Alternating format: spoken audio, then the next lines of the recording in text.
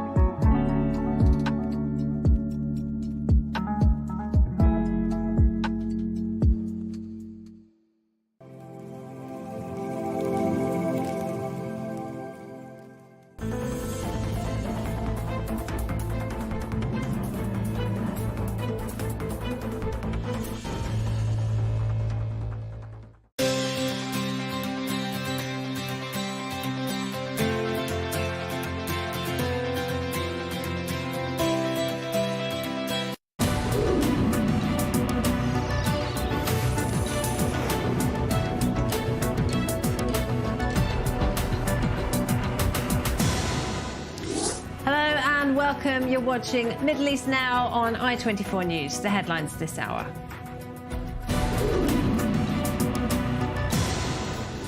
A team of Israeli negotiators arrive in Cairo for another attempt at securing a deal to free the hostages.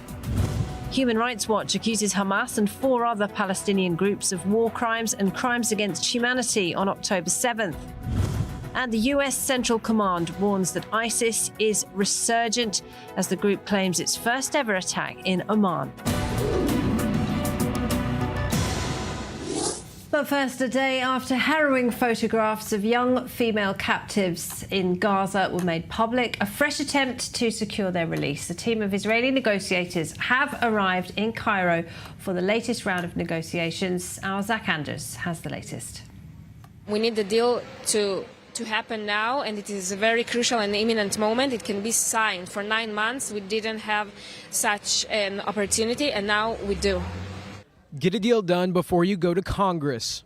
People are afraid that, if our prime minister goes to the Congress, a deal won't happen because he's not in Israel, he is not available, or maybe something in his speech won't be, something that can promote the deal to happen. So they say, please, it can happen now before you go, and make your flight, your Congress speech, like a victory speech of our people getting back now. The words from family of 4 female IDF hostages speaking at a press conference in Tel Aviv last night. That same hostage families forum today expressing their shock at comments allegedly made by the Prime Minister during his security cabinet meeting last night. Ynet claims through an anonymous source that the PM said the hostages are, quote, suffering but not dying.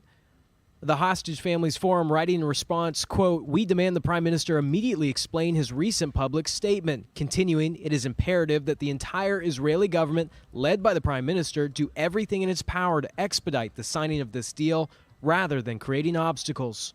Inside the Knesset, opposition leader Yair Lapid repeats those same calls. If that is what you are going to say, and that's what you should say, and that's what the whole world expects you to say, then go in peace, come back in peace. Our blessing is with you. If you don't do it, don't go to Washington, go to Qatar, go to Cairo, stay here and hold discussions around the clock until you reach a deal. Don't go give a speech in the air condition in Washington while the hostages are dying of suffocation in Gaza. And Wednesday afternoon, the defense minister piles on, signaling from his official capacity that his military's progress on the ground has made it time for a deal. His office releasing this statement. Quote, IDF operations in Gaza have led to the conditions necessary to achieve an agreement for the return of the hostages, which is the highest moral imperative at this time. Netanyahu rebuffs and claims it is Hamas that remains the only obstacle. We were told that Hamas will not agree to release hostages unless we agree in advance to end the war. But suddenly they agree. We were told that they will not agree, that they will demand that the negotiations continue forever. Although they will give up on that, we declare in advance that we are not ending the war. But in practice, they will demand that we remain in the negotiations until a new announcement. And suddenly, under pressure and force, suddenly, They are flexible. The world's attention turns to Cairo as the Israeli delegation arrives this afternoon. Well, with me in the studio this hour, Asher Fredman is the Director for Israel at the Abraham Accords Peace Institute and the Director of the Misgav Institute for National Security. Thank you very much indeed for being with us, Asher. Good to have you with us. So we've got these talks underway, yet another round of talks trying to get the hostages out. But this time there is more pressure on Hamas than ever before. Is that making a difference? There certainly is more pressure, and Israel is standing before some very, very difficult choices. But we have to recognize that there are many details of these agreements that are still not clear. And for example, how do you assure that terrorists don't return to the north, right? Even if they're not carrying weapons, they can return to the north and pull out the weapons from under their children's beds. The Philadelphia corridor. How do you prevent Hamas from rearming and from once again smuggling weapons? Can you rely on Egypt? Can you rely on international forces? Can we rely on technology? To what degree will Israel have freedom of movement? There is a lot of pressure, and obviously all of us want to see the hostages home as soon as possible, but there are details that are critical to Israel's security that are still quite up in the air. What do you make of these reports about comments made by the CIA chief, Bill Burns? He says that Sinwar is under more pressure now than ever before to end the war, precisely because Israel has taken control of the Rafah crossing, the Philadelphia corridor, and Hamas is essentially being choked when it comes to weapons and supplies. The IDF is moving forward quite impressively in its military operation, and obviously the assassination, the strike against Mohammed Deif, whether or not it was successful or not, raised the pressure. We do have to recall that there are still probably tens of thousands of Hamas fighters that are still alive, that are still active in Gaza, Hamas, PIJ, and other terrorist groups. Hamas still has fighting capabilities, terrorist capabilities, they're certainly under pressure. And let's talk about the international pressure then on Hamas, because it was only recently that Qatar appears to have said to the Hamas leadership, you know, accept a deal with Israel or you'll have to get out of Doha. You won't be able to live in this country anymore. Do you think that is playing a part?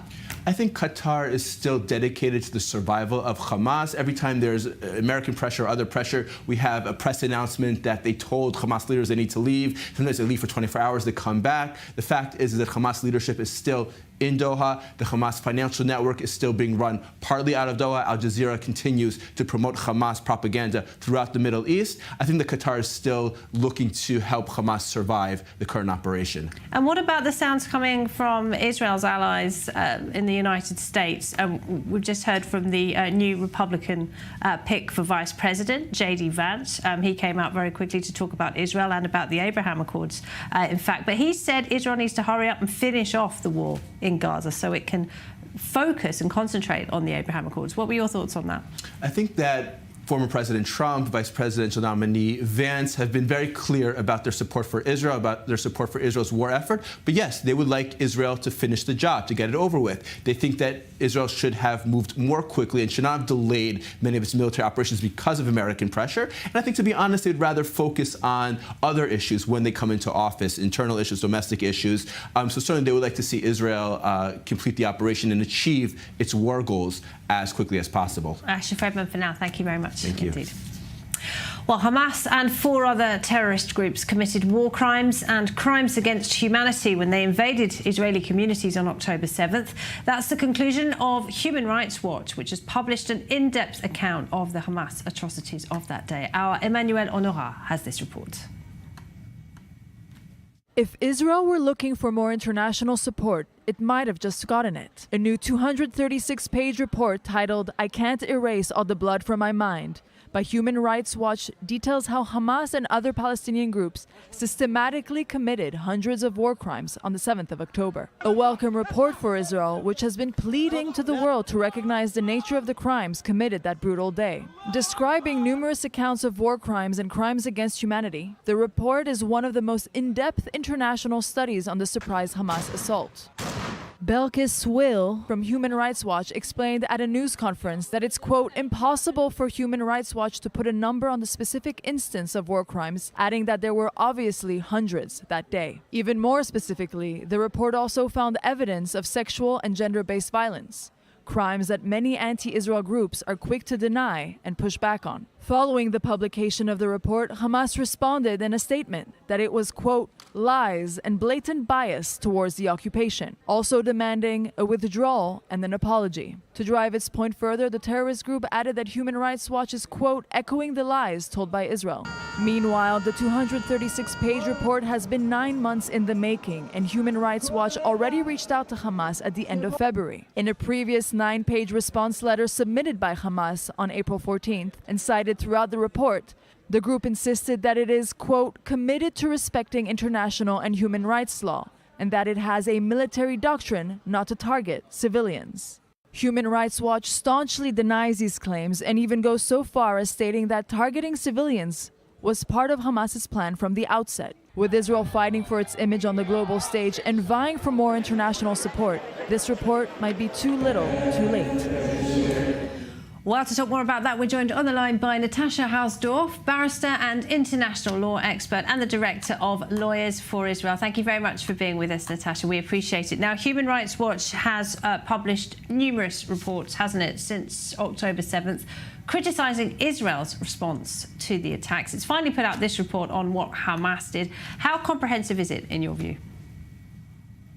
Well, the numerous reports that, of course, have preceded this one and included references Daniela Haas, a former employee of Human Rights Watch, who had been with them for over a decade, in her farewell email referenced some of the musings of Human Rights Watch on the 7th of October, including seeking to put it in the context of an occupation and apartheid. So the significance of this report, I think, should not be overstated, and I would ask a degree of caution to be exercised in terms of our interaction with this report. This strikes me as a token report, again, not new for Human Rights Watch. They did the same in 2002, in 2009, and in 2015. But after 9 months, when these atrocities were perfectly obvious in October, to come out with a report that states the obvious, quite frankly, after, as I say, 9 months where in the interim they have advanced hundreds of accusations of starvation and even genocide. This is not just too little, too late, but this is a report that I think is intended to present some form of balance with respect to an organization whose hostility towards Israel for the last 25 years has been on full display for all to see.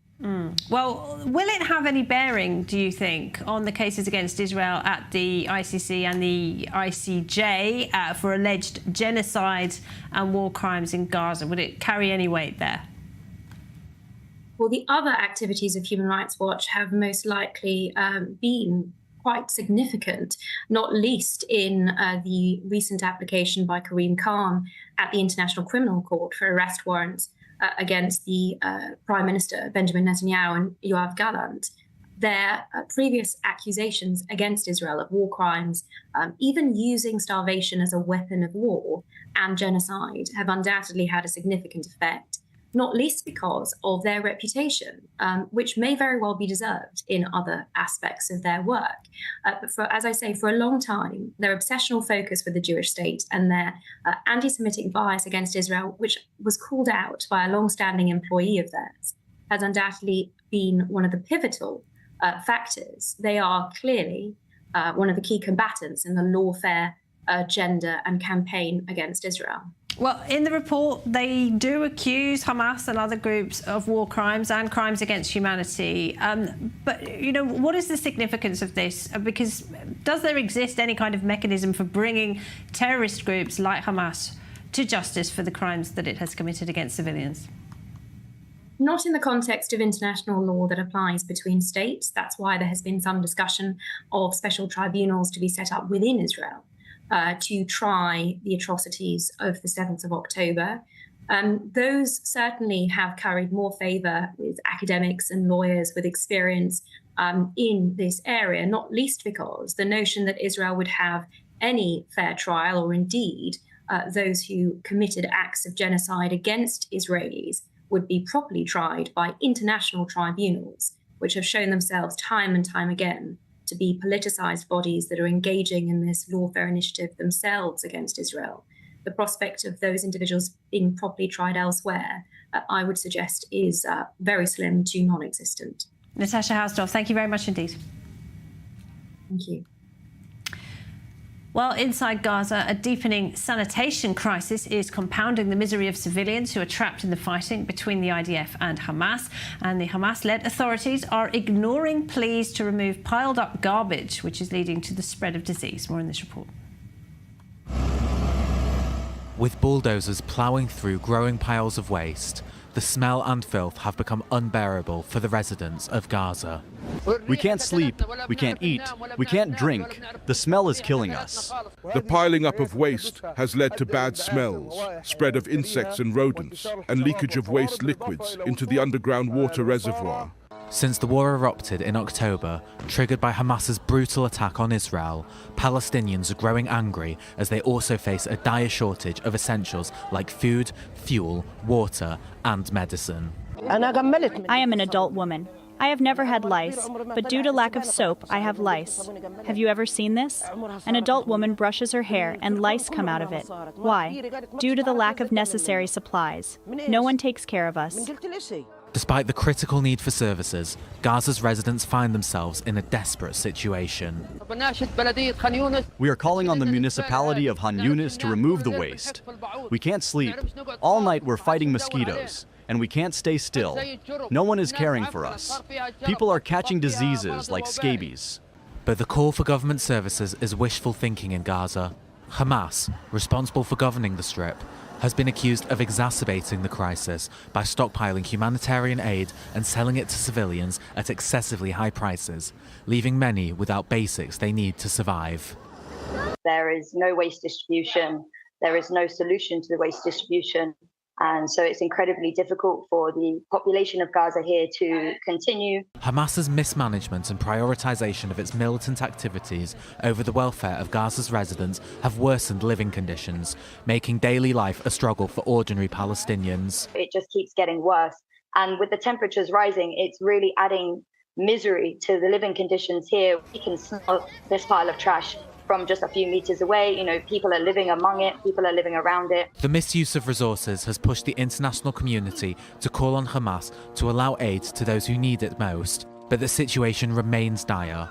Residents are left to suffer the consequences of a conflict they did not choose, trapped between harsh realities of war and the failures of their leaders to provide even basic services. And Asha Fredman is still with me in the studio. We can see they're very difficult conditions, very hard conditions for civilians inside Gaza. And some of them are bravely turning against Hamas. Do you think that is having any impact at all on how the war's going? The civilians in Gaza are absolutely suffering. We recall, of course, that Hamas takes control in practice of nearly all of the humanitarian aid that comes into the Strip and either uses it for its own needs or to maintain its power and its network of loyalists in the Gaza Strip. But although we're hearing voices of people who are critical and who are slight criticisms, we won't see any substantial rising up against Hamas until the barrier of fear of Hamas is lowered, is removed. And that's only going to happen when the IDF is able to neutralize a high enough number of Hamas's fighters, of its law enforcement mechanisms, because even if people are suffering, if they know they're going to speak up and then Hamas is going to end up in their living room the next day and shoot them, they're not going to speak up. So this idea that moderate non-Hamas, or even not moderate, but non-Hamas forces might take control is possible only if and when Israel goes and takes the steps necessary to eliminate 75% of Hamas's fighting force and leadership. Well, that is the kind of the vicious circle that Israel has found itself in for a long time now. The Biden administration has been saying very loudly, you know, you need to come up with a post-war plan for Gaza, and the Israelis have been saying, first we need to finish the job, we have to defeat Hamas. I mean, do you see that that has evolved in recent weeks? All the day after planning all involve moderate Arab forces, international forces, local actors. The really only debate is PA yes or PA no. But again, all these discussions are entirely theoretical and abstract, unless and until Hamas is no longer the dominant force on the ground. The Emiratis and the Saudis aren't going to come in if Hamas is dominant. The PA won't be able to control Gaza if Hamas is dominant. And the local Gazans will not rise up if Hamas continues to be the dominant force on the ground. So they would have to surrender, essentially? They would have to be surrendered or be neutralized. Okay. Asha, for now, thank you. All right, let's turn our attentions to the north because Israel's battle with the Iranian-backed group Hezbollah continues. Our Robert Swift is up in the north of Israel for us now. Rob, we heard once again from Hassan Nasrallah, the head of Hezbollah today. Fresh threats against Israel, but did we hear anything new? That's right. He repeated a lot of what he has said in the past. Usually his speeches are full of exaggeration and threats. There was a couple of points that came out from it which were interesting. Now, the first of these was the threat against Israel that Hezbollah will launch longer-range rocket attacks deeper into Israeli territory and against cities that have yet to be targeted if, in Nasrallah's words, Israel fails to cease its attacks on civilian targets. Now, this is likely in reference to a couple of incidents that took place in the last few days where Lebanese residents, including sometimes Syrian citizens, have been killed in what appear to have been Israeli attacks, including one attack in the last couple of days which killed 3 children. So Nasrallah seems to have been referencing that and leveraging that in order to threaten Israel. And also he made a comment with regards to Israeli tanks, threatening to destroy them if they are deployed to Israel's northern border. This in reference to reports in Israeli media that the Israeli army has a slight lack of tanks at the minute due to the high tempo of the combat operations it's conducting presently. Rob, thank you very much. Robert Swift there in the north.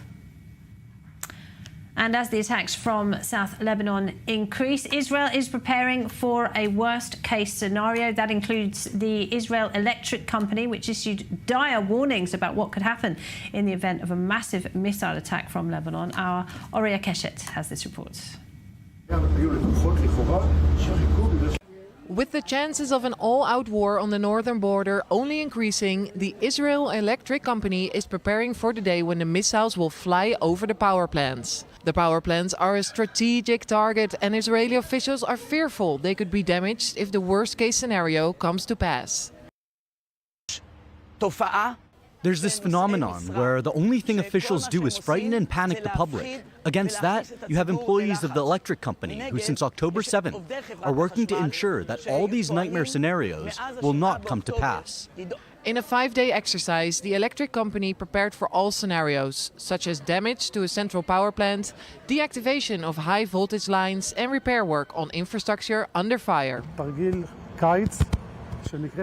A summer exercise simulating an emergency situation, either of war or the collapse of the power grid for whatever reason. Someone comes with an electricity kit, builds it as quickly as possible. What we did here was build a power pylon. We brought a transformer, built a temporary station, the sort of thing people see throughout the country, and we connected it with the power grid as quickly as possible. They set up and dismantled substations, all to make sure that the electricity reaching the homes does not stop. In the last 9 months, 4 employees of the electric company were killed, repairing infrastructure on the northern border that was damaged in the war and restoring electricity to the residents of the area. Electric company employees are warriors of light. Sadly, since October the 7th, 4 of them have paid with their lives while repairing electricity outages, 3 in the south and 1 in the north. They need to be honoured and recognised. I look now at Israeli citizens. We are here to give the answer, to guarantee a flow of electricity in whatever scenario. Northern residents and the electric company hope none of the situations tested in the exercise will materialize, but they still intend to be as prepared as possible for every possible scenario. Well, a group of American teenagers have been putting their life-saving skills to the test in a highly realistic mass casualty incident drill by the emergency medical services organisation United Hatzalah. The injuries you're about to see are not real, but intended to allow those taking part to put their training to good use. Nicole Zedek has this report.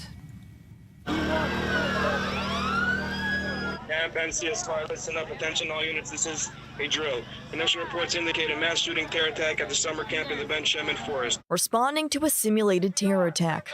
That's what a group of 43 teenagers from the United States was tasked with during their summer training program with the United Hatzalah Rescue Organization. This particular program, the NCSY Hatzalah Rescue Program, they take a 2-week EMR course, intensive course, where they train every single day, all day, learning how to respond to life or death situations.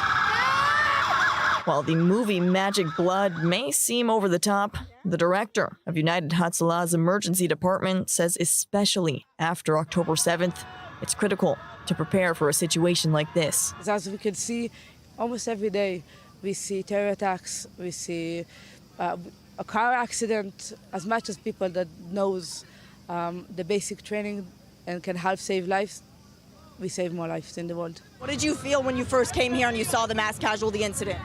It was a lot. I think that, you really just had to stick with procedures to really be able to figure out what to do and when to do it. Otherwise, I'd be lost. The drill came as a surprise to the students, as a way to put their newfound knowledge to the test on all types of injuries. You want to check her airway first? We stopped the massive bleeding, right? So we're going to check her airway. Is she breathing? Yeah. Okay, do you want to check how many breaths per minute? Hey, I need a timer. Time. I'm putting on oxygen at this time. She's semi-conscious, so we're putting on oxygen. Applying a tourniquet. She has severe hemorrhage to her right leg, gunshot wounds, so I'm trying to stop the bleeding. All of them surprisingly calm and collected, given the high-intensity situation. There's a mass casualty, so you have to prioritize, and you have to get it done. So even though the emotions get to you, you have to get it done, you have to continue. Getting a feel for what United Hatzalah response teams go through daily. It really gives me mad respect for the people wearing the big suits that actually deal with this every day. It's crazy, all the stress and stuff. It's so easy to forget everything you learn, but you gotta really stick with it and get it in your brain. This drill was the culmination of their 60-hour-long EMR course. Now these teenagers will return to the United States with a set of life-saving skills. It's important because, as we saw in the past 9 months, we need in Israel and we need in the world as much of volunteers and as much of people and civilians that know basic CPR, basic rescue training. Training the next generation of lifesavers. Reporting in Ben Shemin Forest, Nicole Zedek for I-24 News. Time for a short break. When we come back, China has agreed to host Hamas leader Ismail Haniyeh for talks with his Fatah rivals later this month. Beijing is seeking to cement its role as a mediator in the region. We'll have the details for you next. Stay with us.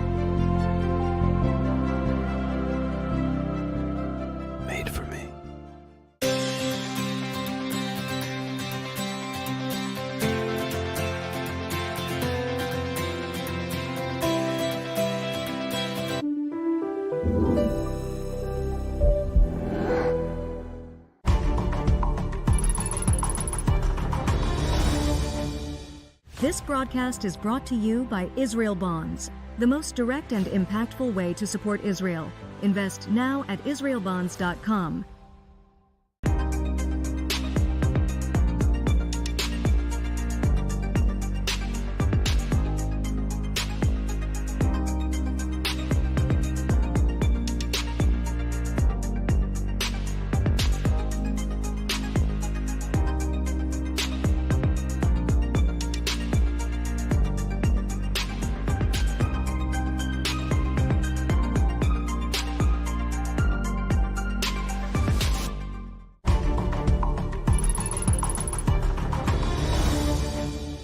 This broadcast is brought to you by Israel Bonds, the most direct and impactful way to support Israel. Invest now at israelbonds.com.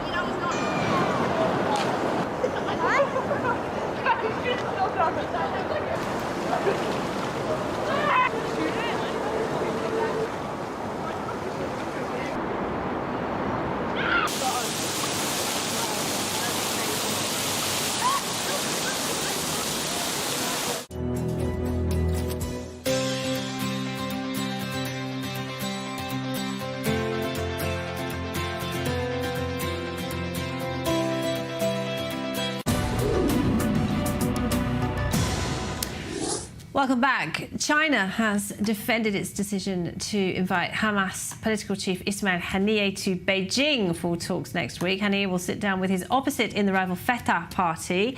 Beijing is looking to cement its position as a mediator in the region after it brokered a deal between Saudi Arabia and Iran last year. Take a listen.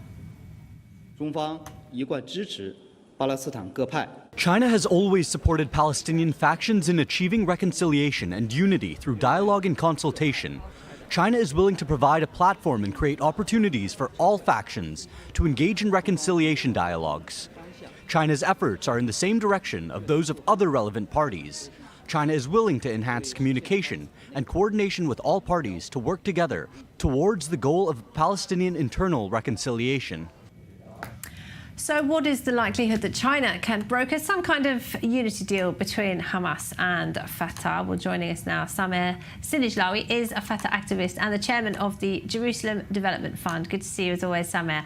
So why, first of all, does Fatah want to talk to Hamas at all? Well, just, this kind of meetings give both Abbas and Haniyeh some more of legitimacy. They feel that still, some parts of the international community is giving them some attention, and they might, use it internally that they are doing some efforts into trying to do reconciliation. The results of these meetings in China will be zero, no results. We have been déjà vu. We have been seeing this every couple of months, sometimes in Russia, sometimes in Algeria, sometimes in China. Even I think, and I expect that Haniyeh himself will not participate, will not come. He's upset from Abbas, especially because of recent statements from Fatah that accused Hamas of being irresponsible on the lives of civilians in Gaza Strip, and this upset the leadership of Hamas.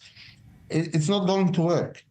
Abbas will never be able to reconcile with Hamas, and whatever it has been done in this direction, it will not help. There should be change inside Fatah, first of all.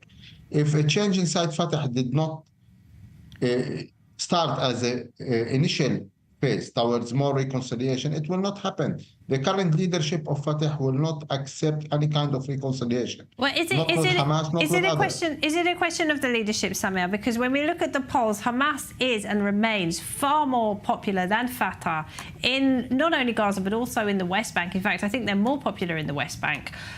Is it just about the leadership, or is there more to it? What can Fatah do to try and get back the people's trust? Well, Abbas destroyed Fatah.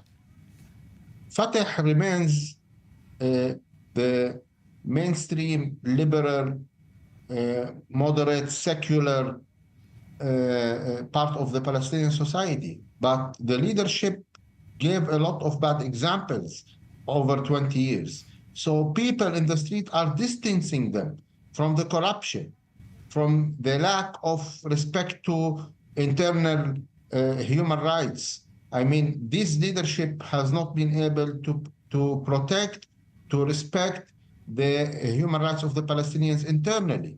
They have not been able to give a good model of economic development. They did not gain the trust of the people. So the people are distancing from Fatah. And sometimes, you know, what's left for them on the table is Hamas. At least the people in the West Bank, they did not really live under a regime of Hamas. Maybe in Gaza, it's very clear to the people that this is not what they want.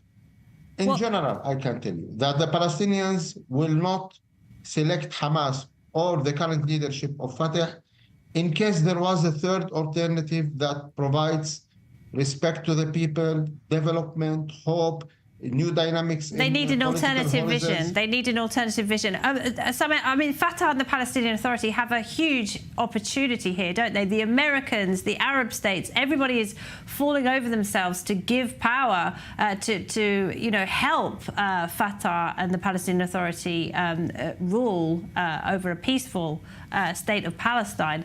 But if they talk to Hamas, are they not just throwing all of that out the window?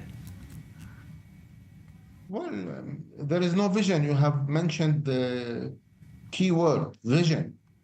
The current Palestinian leadership, the Fatah leadership, does not have any vision. So they are lost. They are walking without, you know, identifying the destination. So they are walking randomly. They are not able to define what should be done and what should not be done at a certain period. So it's a lot of mistakes, but it's a mistake of one person. It's a mistake. The list of mistakes that have been done during the last 20 years are of one person, Abbas. And the list of things that were not done and should have been done, also they are an act of one person, Abbas. And this guy is 90 years old. You know, in USA now, there is doubts that a president it seems to be the fashion, doesn't it, around the world. Samer, we have to leave it there. Thank you very much indeed, though. We appreciate it. Samer Sinijlawi, thank you. Thank you. Thank you. Ashraf Redman is with me in the studio from the Abraham Accords Peace Institute and the Misgav Institute for National Security. So we heard from Samer there saying pretty much everything is the fault of the Palestinian President Mahmoud Abbas, who won't even be going to these talks in China. But I think what's also interesting is the fact that it's China now seeking to broker these talks. China is playing an increasingly important diplomatic, economic, transportation, even military role in the Middle East. And we have to remember, there's no vacuum, right? So if the U.S. isn't there, if the West isn't there, China will be there. China is increasing its trade ties, its investments in ports, in overland infrastructure, and it very much wants to show the Arab world, Saudi Arabia, other countries, that it is supporting the Palestinians. And therefore, it is working both to hold these talks. It's also working to show the West that it can broker, for example, Saudi-Iranian diplomatic agreements. And it's important for the United States, certainly, to take this into account and realize that if it's not there, China will be there. Okay, and do you think they are taking that seriously? I think that if you look at, over the last few years, we've seen a lack of a forceful American presence in the region. Whether that will change under a Democratic or Republican administration, I don't know. You can say that in the Republican Party platform that was just adopted at the RNC, they emphasize strengthening regional alliances, Western-aligned regional alliances in the Middle East in order to ensure regional peace and prosperity and stability. And I think that's a good sign. Okay, Ashraf, for now, thank you. Now, a former Syrian official with close ties to President Bashar al-Assad has been arrested in Los Angeles for allegedly lying on his citizenship application. 72-year-old Samir Osman al-Sheikh ran the notorious Adra prison in Syria, where political dissidents were tortured and murdered. To talk more about that, we're joined by Colonel Rich Alderson, Senior Fellow at the Atlantic Council and Geopolitical Consultant at Dragoman LLC. Good to see you, Rich. Thank you very much for being with us. This individual was about to board a flight to Beirut when he was arrested. What charges is he facing exactly? Well, it's good to be with you, Laura. I think initially the charges are about lying and misrepresenting on documentation, applying for the right to stay. When he filed to stay in the United States, he had to sign a form that said he had never persecuted or oppressed people based on religion, national origin or political views. So this is one of those questions of basically, are you a torturer? that has to happen when anybody is applying for a green card or for a visa. And he lied because he was, in fact, in charge of one of Assad's most notorious prisons and had a known reputation for being a sort of a brutal official at that prison. So that's the initial charge. I don't think that we have sort of a code, the Hague Court of Justice or something where we can bring him up immediately on charges of having run the prison itself or committing war crimes. But certainly for having falsified documentation in an attempt to stay in the United States is enough to hold him for now while they think about what else he might be liable for, either internationally, should he be extradited, say, to The Hague, or whether there may be some U.S. code that applies. Well, what was a person like this doing in the United States in the first place? Someone who ran a prison for Assad, one of the worst, most brutal prisons on earth. Why was he there, and how many more people like this are there in the United States? Well, that's a great question. And the fact that we've had roughly 10 million illegal crossings that we know of across the southern border since President Biden took office is indicative of the fact that actually we don't know who's coming across. And it's easy enough to come and say, I was oppressed in my own country, I want asylum. That's enough to get you a ticket to the interior of the United States, and in some cases a hotel room, a cell phone, and some public support for a few months. And there are many who cross and don't do those things. And there's been some videos that have come out of people saying, yes, I come from Lebanon, I support Hezbollah, and you will know my name in the future. That's one video that came out earlier in the spring. So the truth is, people like this can get across fairly easily through misrepresenting themselves and just skirting the very open border security that we have on the south and to some extent in the north as well. And I want to ask you a bit about what's happening in Syria, especially with regard to Turkey, because there does appear to be some attempt at a rapprochement between President Assad and Turkey's President Erdogan. But Assad says for that to happen, Turkey needs to get its troops out of northeast Syria that it is currently occupying. What are your thoughts on this and why it's happening now?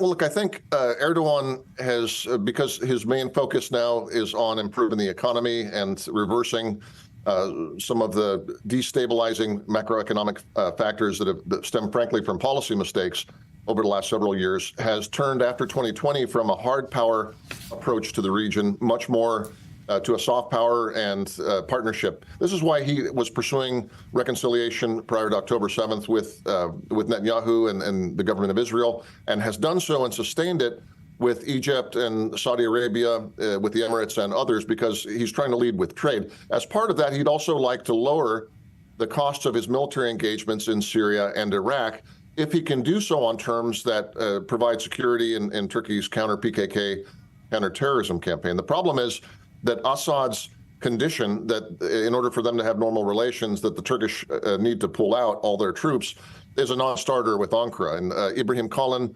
reportedly met, that's the intel chief for Erdogan and for the government of Turkey, supposedly met with the Syrian opposition figures later this week and said, look, don't worry, we're not going to abandon you. We're going to continue to support Syrians in Syria, in the opposition areas, and in Turkey itself. We are not going to sell you out in order to make nice with Assad. So I don't think that's actually going anywhere. It was just a trial balloon of sorts as Erdogan tries to keep things calm and tamped down in the region.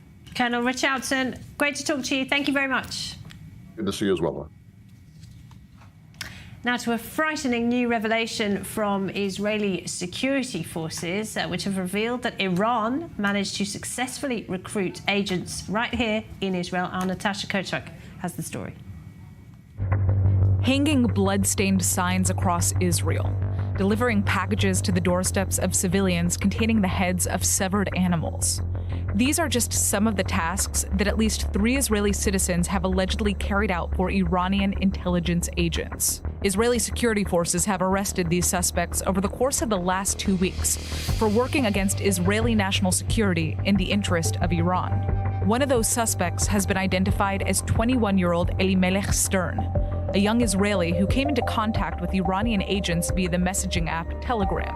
Stern was asked to carry out various tasks in exchange for cash, including hiding money in different parts of Israel and setting fire to local forests. In return for getting these tasks done, Stern was promised rewards between $100,000 to $100,000 in cryptocurrency. Much of the information that Iran attempts to uncover is passed along to its proxy groups in the region, like Hamas and Hezbollah in Lebanon. And since the start of the Israel-Hamas war, the Hezbollah terror group's success in targeting sensitive Israeli military infrastructure may indicate that Iranian agents have more access to internal Israeli intelligence than suspected. For now, Israeli security agencies are warning Israelis to be wary of the anonymous messages that they receive on social media networks, and to watch out for websites offering money for casual jobs. Well, authorities in the United States say they've uncovered an Iranian plot to assassinate former President Donald Trump, but they say there's no evidence that the shooter who tried to kill Trump at a campaign rally on Sunday was connected to it. Iranian officials have denied the report. Tehran has repeatedly said it would seek revenge against Trump for the killing of the Iranian general Hossein Soleimani several years ago. We're here to talk about all of that. Behnam Ben Taleblu is a senior fellow at the Foundation for the Defense of Democracies. Thanks for being with us, Behnam. So Trump wasn't the first target of the Iranians, was he? Former officials in the Trump administration, people like John Bolton, who's been very outspoken on Iran, and the former Secretary of State Mike Pompeo were also targeted. Just how dangerous, how advanced are these plots by Iran?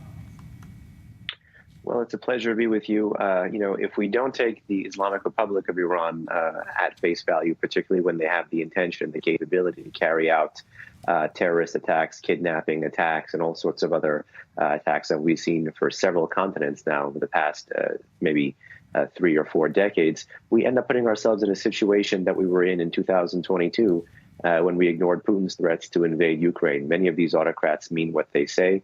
The Islamic Republic of Iran began acts of terrorism in the heyday of the revolution through lone wolf radicalization. It's since moved on to proxy groups and transnational criminal syndicates.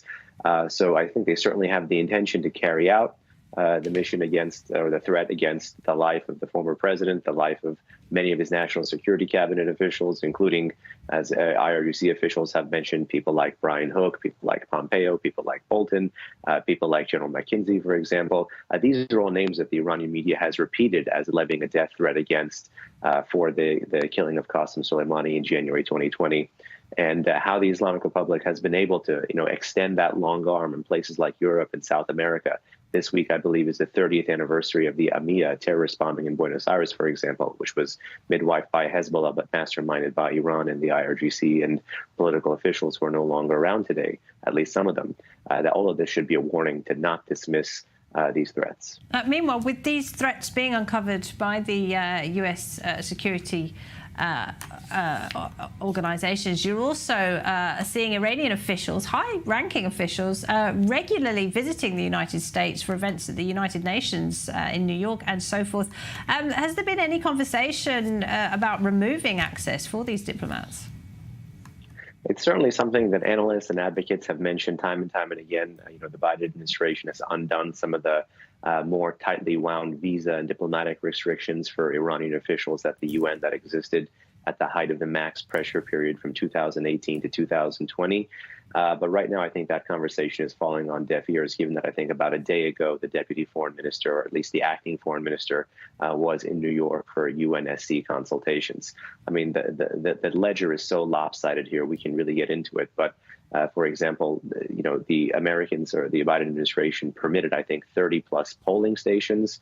If one even believes, absentee or foreign ballots even really matter in fixed selections rather than elections like they have in Iran, while, Iran does not even permit full diplomatic rights to the United States of America. So the ledger is very, very much lopsided. Behnam Ben Taleblu at the FDD, thank you very much. Thank you. Now, hundreds of thousands of dollars in cash, a Mercedes-Benz, and rows of solid gold bars, just some of the gifts a Democratic senator received from Qatar and Egypt. His name is Senator Bob Menendez, and he's just been found guilty on 16 counts of conspiracy, bribery, and other charges. Here in the studio to tell us a bit more about it is our very own Zach Andrews. So, Zach, this has been a very long and complex trial, hasn't it? What exactly has Senator Menendez been found guilty of? A long trial, but a quick verdict, or rather, quick decision by that jury. 16 counts: corruption, bribery, wire tampering, and several other efforts on his part to essentially accept this foreign influence from Egyptian and Qatari interests. From the Egyptian side, it looks like it was a bit more official, that these were representatives of the Egyptian government in some capacity. The Qatari side, real estate development, private interests, businesses. What's interesting there is obviously he's accepting gold bars and a car, Mercedes-Benz. But on the, as you sift through some of these court documents, it's very interesting to see that this was really pay for play. His friends, his sphere of influence, the senator's sphere of influence, was being directed to these Qatari real estate moguls and allowed for sweetening of business deals, things like that, that using his power, his influence as a senator to essentially curry favor for the Qataris and the Egyptians to make deals happen. And this will do nothing, will it, for the concerns about Qatari money in US politics? Because we saw with the campus protests recently across the United States, anti-Israel protests, sometimes very anti-Semitic protests, there was a money trail which led back to Doha, and a lot of American politicians have said that Washington needs to get to grips with that. Does this feed into that? Yeah, it could. I mean, you certainly find Qatari money in a lot of places. American universities accepting new donations for new branches and education wings, things like that. But certainly to that point, if this is a sitting U.S. senator, one of the more powerful men in the country, that's an incredible amount of influence to wield. The concern amongst both sides, Republicans, Democrats, where else could there be efforts for foreign influence, foreign money to try and flow into American politics? Bob Menendez stands out as an unreal case of corruption. Hiding gold bars in your closet certainly stands out, but are you going to find more investigative efforts on other elements of U.S. interests? Certainly a lot of people in the States asking that right now.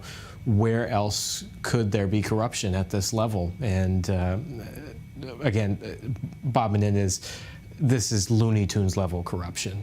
But is there more subtle elements here of Qataris not just, buying? One of the examples was buying race tickets for him for F1. That's certainly something that is going to go under the radar if that's a subtle influence that maybe other U.S. politicians are accepting gifts of that nature from the Qatari end and having these meetings.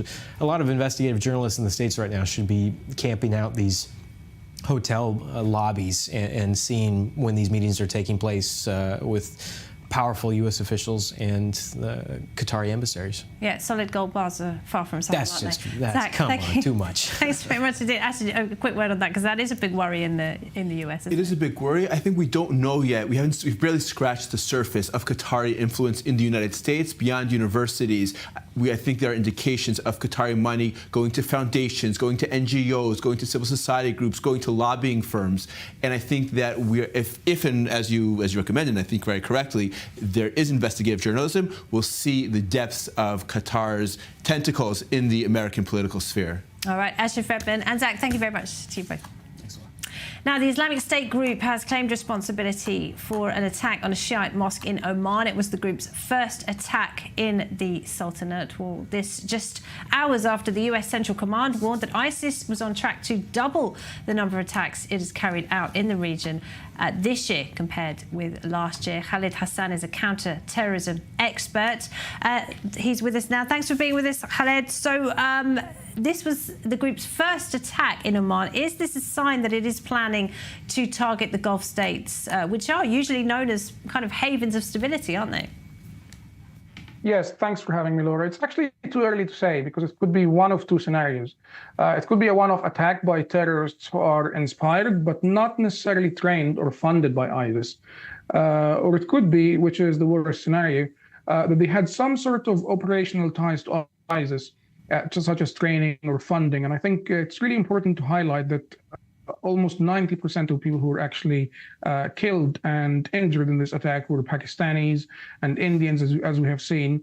So the nationality will be really a huge part of this investigation. Whether there was some sort of cross-border element in preparing and carrying out this attack, this will tell us a lot. It could be just a one-off incident, which is what we're hoping for.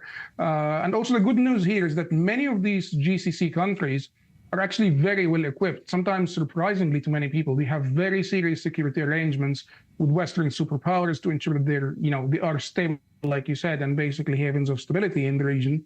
Oman, for instance, has very strong ties to the UK and its military and security establishment. So hopefully it's just a one-off case, but I think it's too early to tell. The UN said just last month that the US withdrawal from Afghanistan has led to both ISIS and Al-Qaeda gaining in both strength and numbers. Is that a big concern? It is a concern, yes, because I think we're going to have the most vulnerable countries in the region, namely Iraq, Syria, and Lebanon, because of obviously their status as failed states. They're going to be most vulnerable, and I think this is going to be really quite serious. And obviously now when you have Hezbollah and when you have the escalation with Israel, that threat will increase. And also what's really challenging at the moment is that we have serious issues around political instability in Egypt, for instance, which all this increases the risk of terrorism, especially when you look at Egypt politically. I mean, Egypt has had President Sisi was saying not long ago, almost 70 to 90% of their income from the Suez Canal is basically reduced because of the Houthis. So there seems to be pretty much a momentum. Everyone is gaining momentum. Terrorist groups across the region are gaining momentum, and that's really what's quite scary for us. And when it comes to President Trump, him taking over, he might be a bit isolationist, so he might not want boots on the ground, but I am hoping that with his rhetoric on terrorism, he will actually address this somehow with our allies in the region. All right, Khaled Hassan, thank you very much indeed. We're out of time for tonight's show. That brings us to the end. Many thanks indeed for watching, and do stay with us here on I24 News. Khaled Ben Davids is up next with tonight's rundown. Good night.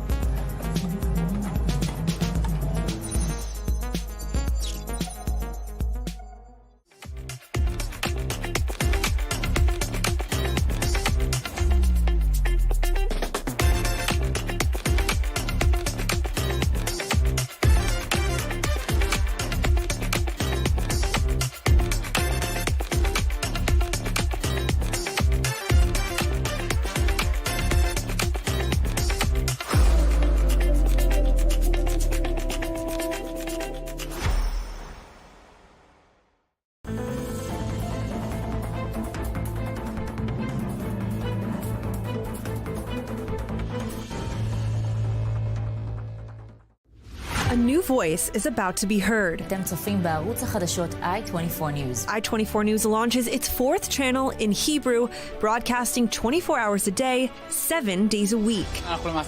ותיעדו את הטבח. i24 News in Hebrew brings its international success for the past 10 years to Israel. Real-time news, sharp analyses, and passionate debates on the burning issues shaping Israeli society and the entire Middle East. And for you, English-speaking viewers, i24 News offers a unique, immersive experience. Every day until 11 a.m. EST, Hebrew programs will be broadcast live with English subtitles. And from 11 a.m. EST, back to your favorite shows in English. More than ever, the heart of a new Middle East beats on i24 News.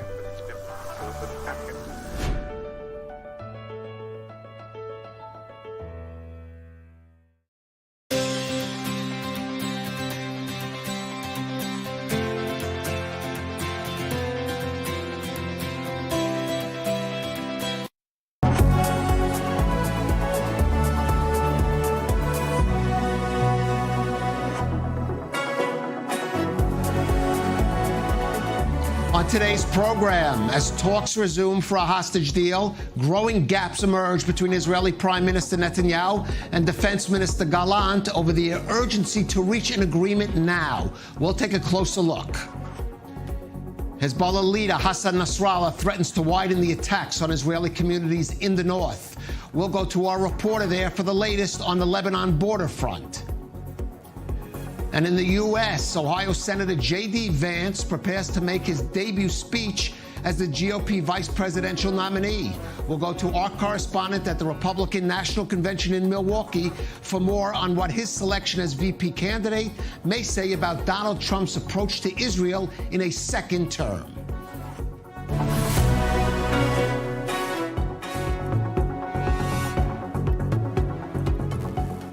This is the rundown on i24 News. I'm Khaled Ben-David.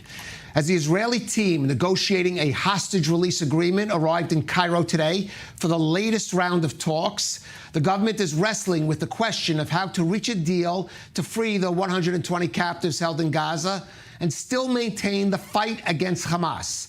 There are signs of a growing gap between Israel's top leaders over whether that goal is realistically attainable and the urgency to achieve it now. Prime Minister Benjamin Netanyahu under fire from the Hostage Families Forum after reportedly saying the Israeli captives may be suffering but are not in danger of dying, and that it is only Hamas that should feel pressured to make a deal. This is Defense Minister Yoav Gallant tells his U.S. counterpart that conditions are now ripe in Gaza to make an agreement, and if this is not done within the next weeks, the hostages' fate may be sealed. Our Zach Anders takes a closer look at the story. We need the deal to happen now, and it is a very crucial and imminent moment. It can be signed. For 9 months, we didn't have such an opportunity, and now we do. Get a deal done before you go to Congress. People are afraid that, if our prime minister goes to the Congress, a deal won't happen because he's not in Israel, he is not available, or maybe something in his speech won't be, something that can may promote the deal to happen. So they say, please, it can happen now before you go, and make your flight, your Congress speech, like a victory speech of our people getting back now. The words from family of 4 female IDF hostages speaking at a press conference in Tel Aviv last night. That same Hostage Families Forum today expressing their shock at comments allegedly made by the Prime Minister during his security cabinet meeting last night. Ynet claims through an anonymous source that the PM said the hostages are, quote, suffering but not dying. The Hostage Families Forum writing in response, quote, we demand the Prime Minister immediately explain his recent public statement. Continuing, it is imperative that the entire Israeli government, led by the Prime Minister, do everything in its power to expedite the signing of this deal rather than creating obstacles. Inside the Knesset, opposition leader Yair Lapid repeats those same calls. If that is what you are going to say, and that's what you should say, and that's what the whole world expects you to say, then go in peace, come back in peace. Our blessing is with you. If you don't do it, don't go to Washington, go to Qatar, go to Cairo, stay here and hold discussions around the clock until you reach a deal. Don't go give a speech in the air condition in Washington while the hostages are dying of suffocation in Gaza. And Wednesday afternoon, the defense minister piles on, signaling from his official capacity that his military's progress on the ground has made it time for a deal. His office releasing this statement. Quote, IDF operations in Gaza have led to the conditions necessary to achieve an agreement for the return of the hostages, which is the highest moral imperative at this time. Netanyahu rebuffs and claims it is Hamas that remains the only obstacle. We were told that Hamas will not agree to release hostages unless we agree in advance to end the war. But suddenly they agree. We were told that they will not agree, that they will demand that the negotiations continue forever. Although they will give up on that, we declare in advance that we are not ending the war. But in practice, they will demand that we remain in the negotiations until a new announcement. And suddenly, under pressure and force, suddenly they are flexible. The world's attention turns to Cairo as the Israeli delegation arrives this afternoon. And with us in the studio for more, we have Dr. Ambassador Michael Oren, the former Israeli ambassador to the U.S. and the former deputy Israeli minister and member of Knesset, and our correspondent, Zach Anders. And Michael, as we heard, Prime Minister Netanyahu under pressure and criticism, overt from, for example, the Hostage Families Forum, more, I guess, subtle, if you want to call it, but really not so much certainly from opposition leader Yair Lapid and members of his own cabinet, the defense minister. How justified is this a criticism of the prime minister's approach? Well, let's contextualize it for a second. There are two different polls out there. One conducted by Channel 12, the other one conducted by Channel 14, one to the left and one to the right. Channel 12 poll shows that 70% of Israelis, close to 70%, think that there should be a hostage deal the way it's set up now. The Channel 14 poll, not surprisingly, says just the opposite. The same 70% are against the hostage deal as now proposed. So what's the middle road of that? And the middle road of that is Israel should agree to a hostage deal, that hostage release deal, that in exchange for a 6-week ceasefire, a release of a certain number of prisoners, terrorist prisoners from Israeli jails, but not agree to end the fighting. But what about specific conditions, such as Israeli troops remaining in the so-called Philadelphia corridor? And I don't see a way that Israel can concede that. I just don't. I don't. You can't rely on censors. If anything else October 7th is told, you cannot rely on censors. Now, there could be a creative solution beyond that. You could have a third force in there. Hey, as they made pros to the United States, if they want this so badly, maybe they could position Marines along that border. Or you could have Israeli troops that are wearing different uniforms, create an international force there that Israel takes part in. There are different creative solutions you can have that other than having the IDF sitting there. So if that's the sticking point for Netanyahu, then the criticism is justified. But I just don't see it's justified to say that Israel is going to give up the Philadelphia route. Philadelphia means that Hamas rearms. And that means many more Israelis would die. And what have we gained by that?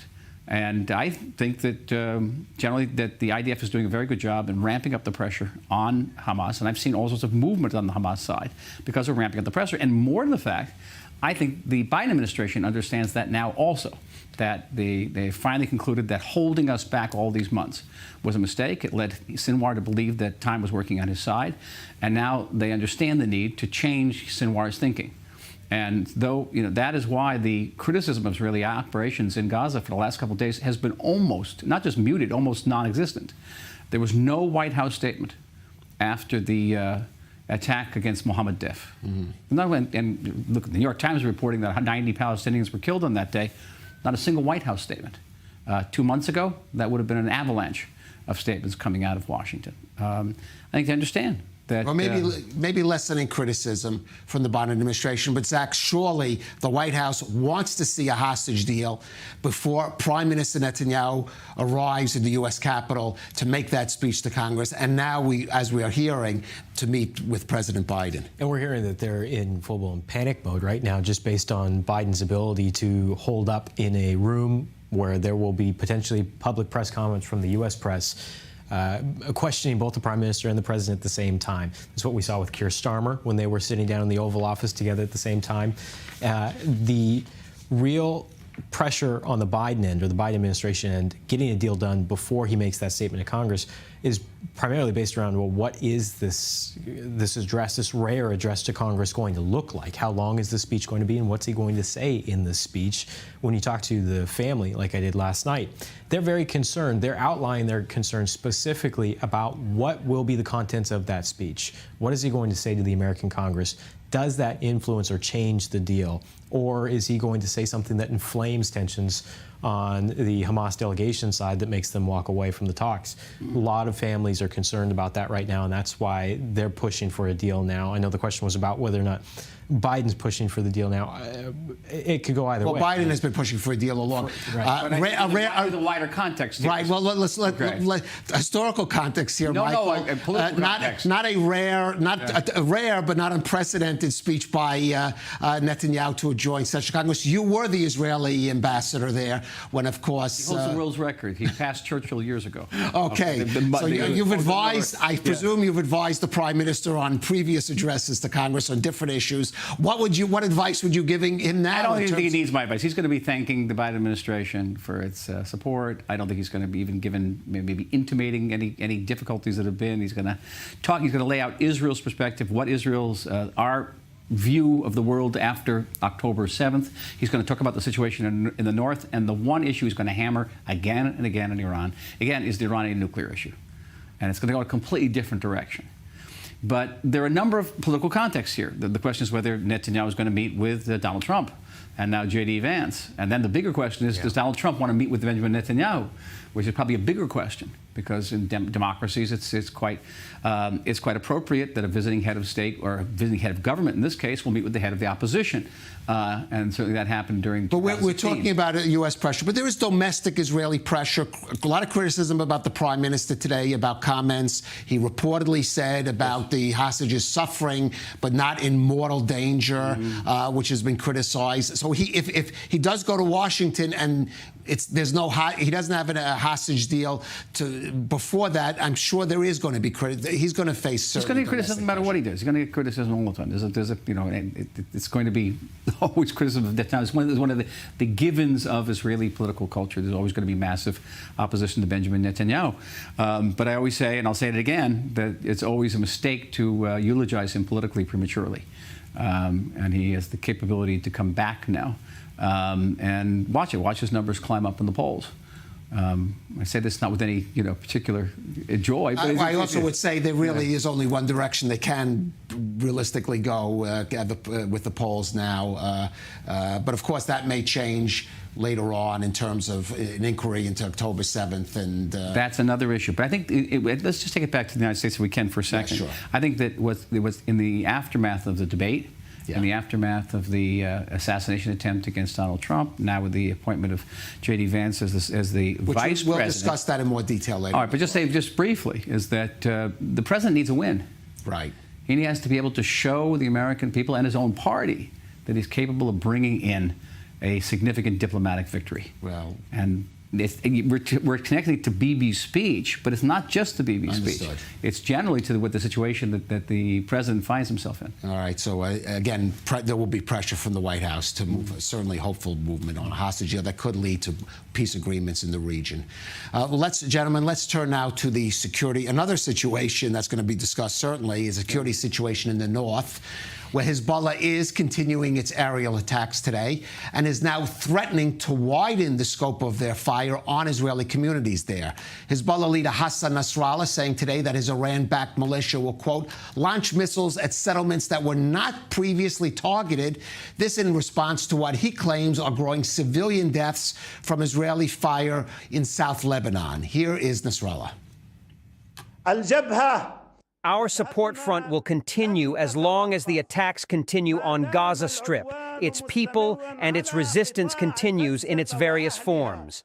The threat of war has not frightened us 10 months ago, when Israel was at the height of its power, as is said.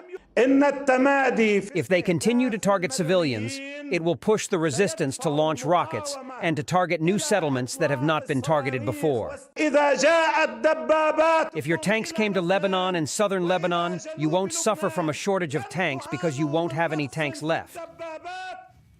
Well, for more, let's go to our correspondent in northern Israel near the Lebanon border, Robert Swift. And Robert, let's give some context. Of course, Israel has said all along it does not target civilians, but let's give some context for Nasrallah's remarks and, of course, what we've seen happening in the north, even just in the last couple of days. So the civilian casualties which he was referring to was 2 incidents which were reported in Lebanese media in the last couple of days. The killing of 5 civilians, 3 of them children. Now these were Syrian civilians who were living in Lebanon reportedly, and it is to that Nasrallah is attributed not just his comments today, but also a large-scale attack that took place yesterday. 4 separate waves of rockets launched at various locations along Israel's northern border. Up to 100 rockets being fired, causing damage in some locations, including Kiryat Shmona, where 7 rockets fell, but no casualties in that instance. And so that is the context for his remarks this morning, which, aside from the 2 standout comments there regarding the tanks and the civilian comments, the civilian casualties, most of his comments were more in line with what he normally says. It's essentially a mixture of threats and exaggeration. Right, but the question is, and we should note, Hezbollah has been targeting civilians from the very first day of its attacks on Israel, but it has in some degree limited the scope of its attacks in communities in the north of the country. So the question is what the consequences if, for example, Hezbollah would start to broaden that out, certainly on a regular basis. Yeah, definitely. There's sort of unspoken understandings between Israel and Hezbollah with regards to the level of escalation that both sides are willing to go to. Now, obviously, Hezbollah has been making attacks almost every day since 8th of October, and yet it has been holding back in some regards. There are certain weapon systems, certain ranges and capabilities that it has that it's not utilized. Most dangerous among them is likely mass rocket launch with ballistic and cruise missiles mixed in amongst them, with which it could potentially target Israeli cities. It hasn't done this for fear of Israeli response, which would likely be overwhelming. All right, Robert Swift there in northern Israel. Thank you for that. And Michael, there are some in Israel who are saying we shouldn't wait for Hezbollah to widen its attacks. It's time for Israel to broaden its offensive. Ask me. I was in favor of doing it on October 8th, so okay. You're asking the wrong guy here. And we are now 9 months late on it. And we're in a situation which I feared precisely on October 8th, where we would no longer have international backing. We'd be low on ammunition. The army would be tired. The people would be tired. And I'd hope to avoid that situation. It's this. Hezbollah is conducting Israel's nightmare. What's Israel's nightmare? It was a war of attrition. We're never very good with wars of attrition. We like bringing a decisive victory. And it's not just a war of attrition. It's a creeping attrition. It creeps to the south. It creeps to the west every day. And we're up against the law of averages. If they fire 20, 40, 100 missiles in a day, one of them is going to hit a school one of these days. Sure. One of them is going to hit an army base. And then the decision will no longer be ours. The decision will actually have been made. We'll create a situation where Israel's going to have to respond on a massive scale. And if Hezbollah responds on its massive scale, and we're talking on upwards of between 1,000 and 6,000 rockets a day from Lebanon alone, that doesn't include the pro-Iranian militias in Iraq and Syria. The Houthi rebels can hit us from Yemen, and then Iran itself. The Iran that was capable of firing 350 projectiles at us in a single night. So this is a strategic threat to the state of Israel. It's very different from the tactical threat of Hamas. And that's not to belittle that threat, but it's nowhere in the league of the Hezbollah threat. And then it comes to a big question about the United States of America, whether the Biden administration is willing to put teeth into don't. Remember, don't. That's what the president said to Iran and Hezbollah back on the 8th and 9th and 10th of October. Don't dare wage war against the state of Israel. Hezbollah and Iran have overlooked that don't, clearly. And the question is whether the United States is willing now to convey a different message with, if you dare to wage this war, you're going to have not only to deal with Israel, but also with the United States of America. Right. Zach, you spend a lot of time there in the north with those communities or those evacuated residents in the north that want to see a solution to this. Maybe in some, certainly many advocate a military solution, but the question is of whether Israel militarily is ready for that real two-front or multi-front war that would expand well beyond the north into cities like Haifa, Tel Aviv, basically anywhere in Israel. Yeah. You hit a lot. You know, I agree with that point made earlier, that the situation in the north unsustainable. The people are going to need to go back, and they're going to need to go back yesterday. The real cost of what's taken place with 70,000+ evacuated from northern Israel is that decisions have already been made on the personal level. People They're not coming back. They're not going to come back. A lot of them won't. Yeah. If this is now, okay, we found some sort of diplomatic solution and you can go back, Hezbollah's threat below the Litani will remain, and that will only be addressed by everything that you understand engaged on the ground. That will only be addressed People won't go back to Hezbollah's on the other side of the fence. That's understood. Really. And at the same time, I mean, you zoom out and you look at this holistically. If you've got one carrier group right now, say it explodes tomorrow, you've got one U.S. carrier group in the Mediterranean. If this was as bad as it could possibly be, the U.S. is not in a position and would take some time to move resources into the area to be able to support Israel in shooting down aerial targets at the worst rate. They have on those carrier groups. They have three systems. They have the Aegis, the Patriot. And I think we know it's not the military capable; it's the political will. It's a political of will. the White House, or 90 warplanes. That's or any U.S. government at this stage to engage in a war that could develop a full-out regional war in the middle. So the United States is trying to broker return to 1701. Amos Hochstein, the diplomat, is trying to do this. The question is, what leverage does the United States have to bring to bear on Hezbollah to get Hezbollah to withdraw under fire north of the Litani River? Well, they have no interest. They enjoy being this resistance front. So far, we haven't seen, if there is that leverage, we haven't seen it deployed yet. Well, gentlemen, we're going to turn to the situation in the South for a moment. Human Rights Watch is an international organization better known for its criticism of, and some say its bias against, the state of Israel than the criticism it's directed against Israel's enemies. But in a scathing new report, HRW takes aim at Hamas and other Palestinian terror groups in Gaza, asserting that they committed war crimes and crimes against humanity on October 7th. Emmanuel Honorat has more on that in this report.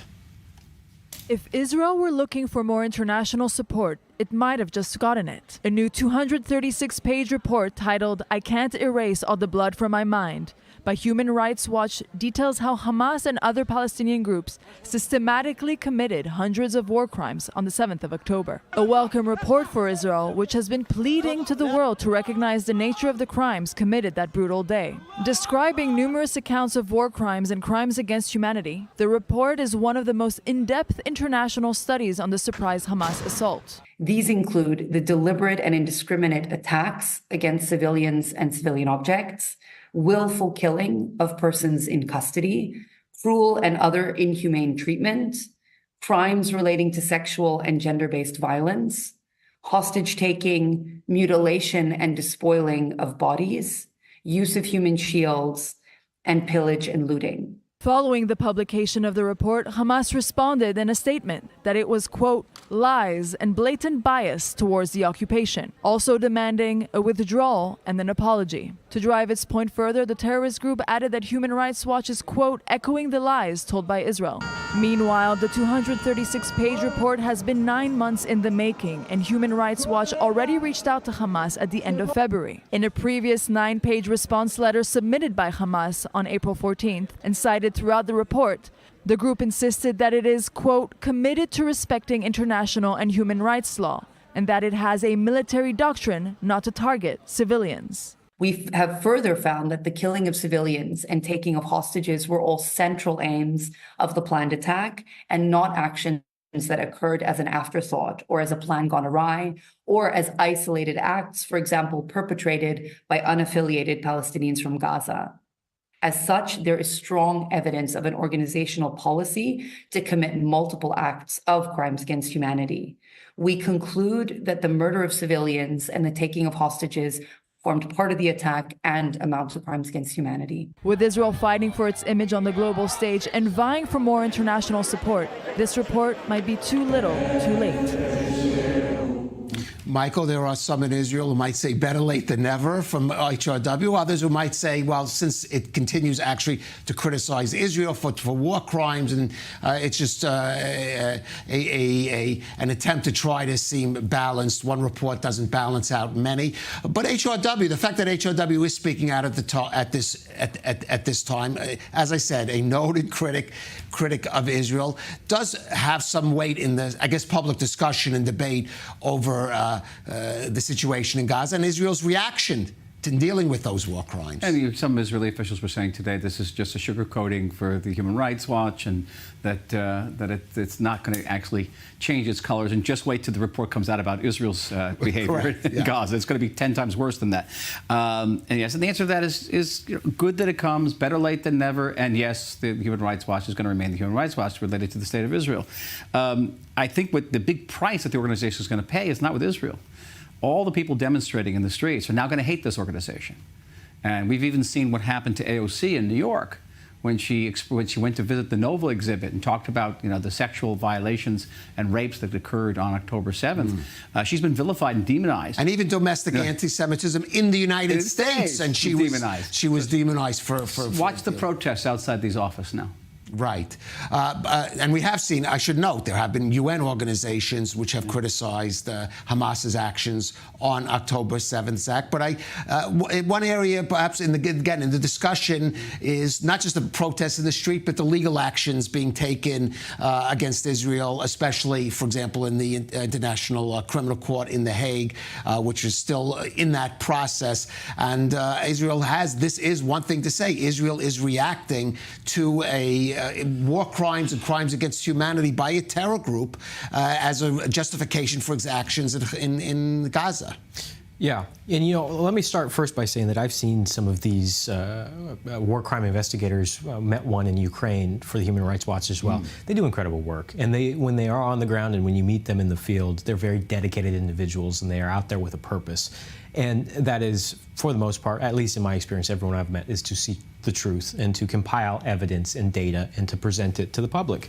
So going forward, as these independent or multinational organizations start flocking into Israel and creating their own reports, and eventually they'll be in Gaza as well, and they'll be compiling those reports, it's going to be a lot of really horrific data and information that is all collected on either side. And I think everyone needs to, when these reports come across, and when we do get the chance to see the horrific war crimes that are being committed all throughout this region, and I should stress that this is something that you can't say is limited to just one side. There's going to be... Michael, 30 seconds. It's not going to make any difference with the International Criminal Courts, because they'll say that violations of human rights by one side does not justify the violation of human rights by other side. Right. And we are in the docket. Hamas is not. All right. I tend to agree with you that those organizations that have targeted Israel, and Zach, whatever they collect in the field, it is a leadership that decides how to disseminate and make conclusions about that. And as I said before, Human Rights Watch has come under very sharp criticism from certainly Israel and its supporters over the way it's handled the material that it's gathered. But we'll see moving forward. I'm going to ask Dr. Michael Lauer and Zach Anders to stay with us. We're going to go to the U.S. for the latest on the Republican National Convention.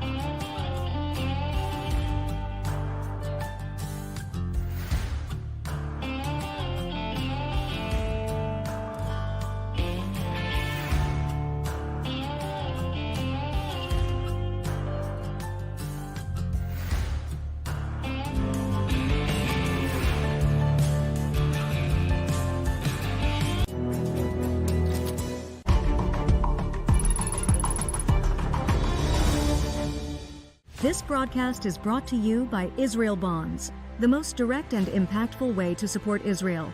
Invest now at israelbonds.com.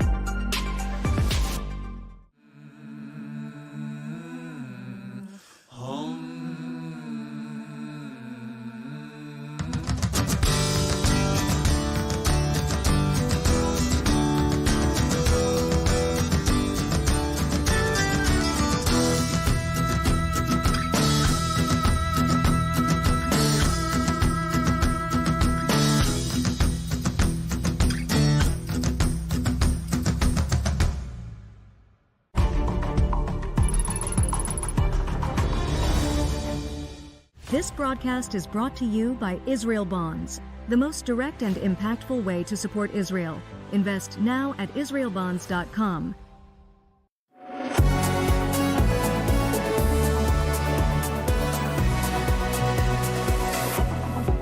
Back to the rundown on I-24 News. Let's move now to the United States and the third day of the Republican National Convention in Milwaukee, Wisconsin. Ohio Senator J.D. Vance moves onto the national stage tonight, making his debut speech as the GOP nominee for vice president after having been chosen by Donald Trump as his running mate.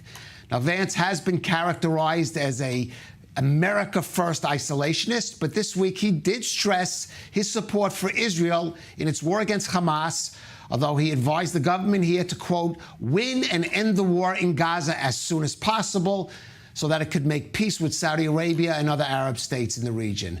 For more on the convention, let's go to our senior U.S. correspondent, Mike Wagenheim, who is in Milwaukee, Wisconsin. And Mike, great to have you. Let's talk about J.D. Vance. It'd be interesting to see if he, certainly when Donald Trump chose Mike Pence as his vice president, a staunch supporter of Israel, that was a reassurance for the Jewish community, the evangelical community. With J.D. Vance, more questions are being asked about how his views will square with U.S. support for Israel.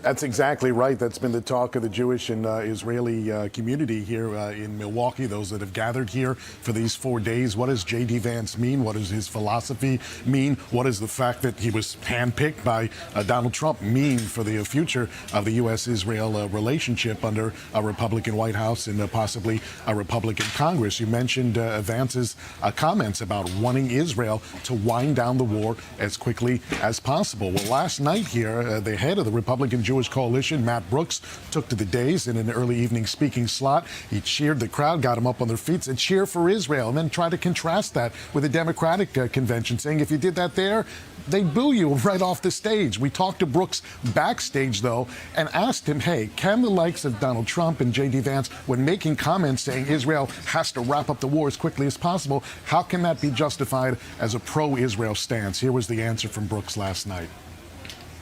What he's saying is finish the job. What he's saying is it's taken too long. I mean, everybody misinterprets that statement. What he's basically saying is you have a blank check. If you need to carpet bomb the area, do it. Just get it done. Rip the Band-Aid off. Finish the job because Hamas needs to be destroyed. But, you know, this is just taking months and months. So all he's saying is, and he's exactly right, is time is not Israel's ally. The longer this continues, the more public support erodes, more international support erodes. And Trump's point was, do what you have to do, get it done, and get out.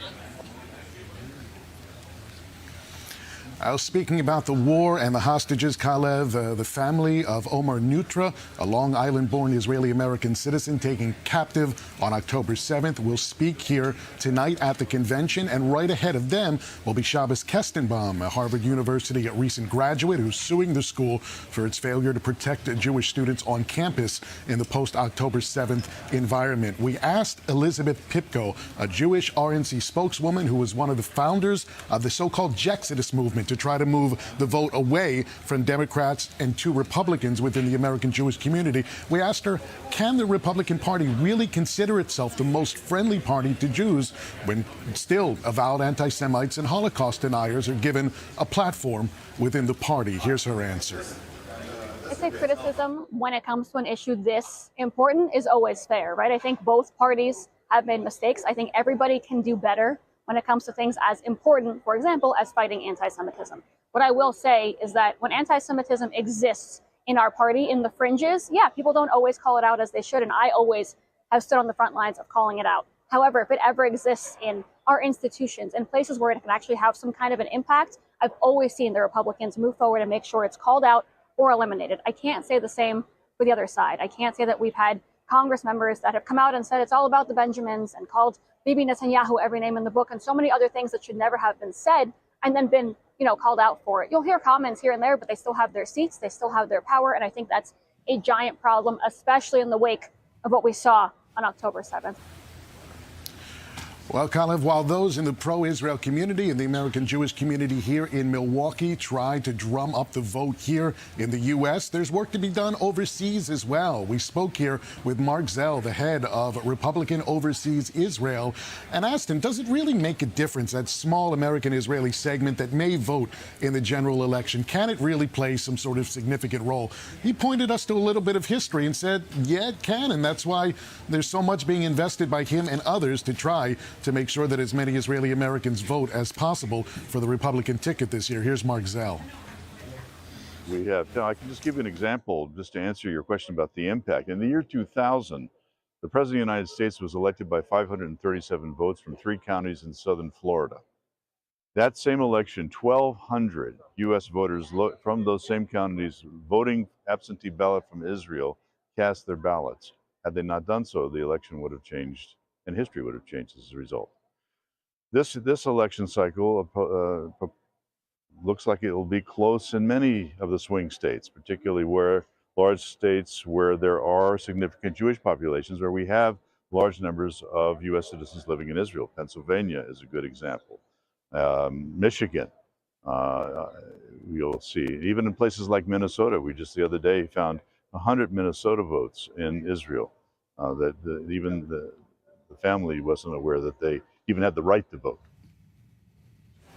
You know, Mike, there's no question that, and I hear it from some Republicans I speak to, that there's a sense that this could be an election cycle where they do pick up some of that Jewish vote. And even if it's small numbers, as Mark Zell said, it could be key in certain key states, given some of the comments that we've seen from the so-called progressive members of the Democratic Party in Congress, or about Israel, about the domestic U.S. protests, anti-Israel protests we see. The question is, how much can the Republicans take advantage of that, but at the same time reassure Jewish voters about, again, the so-called, if you want to call it the isolationist wing of the party, or America First, where people are concerned that could spill over into, for example, not supporting the military aid, extensive military aid to Israel?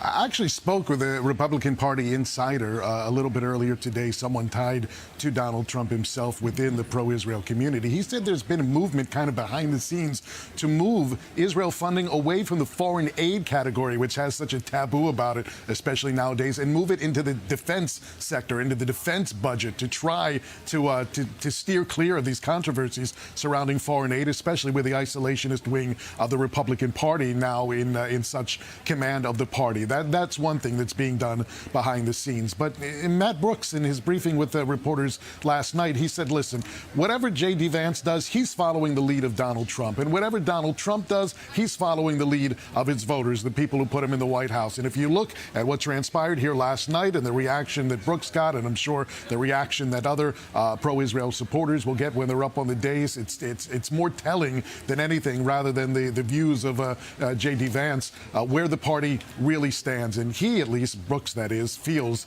that that will be the decisive factor in the end. Obviously, when you're dealing with a person like Donald Trump, who kind of runs things his own way, I'm not exactly sure how much weight that sentiment carries, but at least that's the company line here in Milwaukee. Well, I think that's a reasonable view, but it will still be interesting, nevertheless, to hear what J.D. Vance has to say, if he has anything to say about Israel and the Middle East in the speech. He's been primarily focused on domestic issues in the U.S. until now, and we'll see what we'll be hearing from him at the convention, and we'll talk about it probably tomorrow there, Mike Wagenheim in Milwaukee, Wisconsin. Thank you for that. And with us, Israel's former ambassador to the U.S., Dr. Michael Oren, and still with us, our correspondent, Zach Anderson. Let's talk about that. J.D. Vance, you know, in his first term, it was reassuring to the American Jewish community that's supportive of Israel, that he picked Mike Pence as his VP, that Jared Kushner, his Orthodox Jewish son-in-law, had a senior role in the White House. Jewish grandchildren. David Friedman, a staunch supporter of Israel, chosen as the ambassador. What's your feelings about again, the influence, or just even of picking, whether he has influence or not, just the picking of J.D. Vance as Donald Trump's vice president? An out-of-the-box pick. A pick not without controversy. He's got an extraordinary resume. I mean, everything from, serving as a Marine in Iraq to graduating with honors from Yale to being a best-selling author. And right, the Hillbilly Elegy is a very good movie. I saw it twice. And he's all of 39 years old. He's got an extraordinary story, love story with his wife, who's also an exceptional human being. Interesting, very interesting, but controversial. And it's going to create a lot of challenges for Israel and its relationship, certainly with the American Jewish community. Because on one hand, J.D. Vance is actually quite outspoken on the Israeli issue. Has made many statements, the fact that he is against withholding any munitions from Israel, that Israel should complete the battle against Hamas quickly, i.e. the United States is not going to hold them back and say, don't go into Rafah, don't do this. And it actually made a distinction between American support for Ukraine, to which he objects to, and support for Israel, because he talks about the deep emotional and spiritual connections which the American people have with the state of Israel. He himself was born a Protestant and converted to Catholicism, sort of an evangelical Catholic, and has a great spiritual connection. He visited here, he kissed the kotel, that famous picture. So there's a lot, but the problem for American Jews is his stance on abortion, his stance on immigration. He is an arch-conservative, and I think that Trump's picked him as a possible heir, not just for Donald Trump, but for Trumpism itself. And a lot of people who are supportive of Israel in our own community, in the Jewish community, are going to be a little bit discomforted by this. Okay, and I just know people have been saying all along, nobody in the Republican Party can fill Donald Trump's shoes. But J.D. Vance has an interesting resume, and he might be the person to fill that slot. Now, of course, one of the issues, if we see a Trump administration coming into office later this year, that the issues it's going to have to deal with is that of Iran, and especially its conflict vis-a-vis Israel. Now, Iran's campaign against Israel does take many forms, sometimes attacks from its regional proxies, sometimes cyber attacks. In April, of course, a direct aerial assault on Israel, but also more surreptitious means as well. A frightening revelation from the Israeli security services here has revealed that Iran has managed to successfully recruit agents here within Israel. Anatasa Kirchik has that story. Hanging blood-stained signs across Israel, delivering packages to the doorsteps of civilians containing the heads of severed animals. These are just some of the tasks that at least 3 Israeli citizens have allegedly carried out for Iranian intelligence agents. Israeli security forces have arrested these suspects over the course of the last 2 weeks for working against Israeli national security in the interest of Iran. One of those suspects has been identified as 21-year-old Elimelech Stern, a young Israeli who came into contact with Iranian agents via the messaging app Telegram. Stern was asked to carry out various tasks in exchange for cash, including hiding money in different parts of Israel and setting fire to local forests. In return for getting these tasks done, Stern was promised rewards between $100,000 to $100,000 in cryptocurrency. Now, this is certainly not the first time that Iran has attempted to gain intelligence about Israel by targeting Israeli civilians through social media networks and offering money. Iran usually targets people for basic information, the economy in Israel, the banking situation, how united is the Israeli society. This is basic information, but the most important and the most dangerous, they ask information about movements of the Israeli army, especially among the borders, the Syrian and the Lebanese border, about new military infrastructure that might not be under the Iranian radar. We know that former Israeli officers, mainly Bedouin and Arabs and others, were investigated, and some of them were arrested for being accused of collaborating with the Iranian intelligence. For the most part, Iranian attempts to influence Israeli citizens to act against national security interests have largely been unsuccessful. There were only like 3-4 cases in the past where the Iranian really succeeded to recruit people, and less than that where the Iranians succeeded to recruit significant figures in the Israeli society that really helped them to get real and precious information. But there have been rare cases in which Iran has succeeded. In 2019, former Israeli cabinet minister Gonen Segev was sentenced to 11 years in jail after he admitted to spying for Iran after he was recruited while working as a doctor in Nigeria.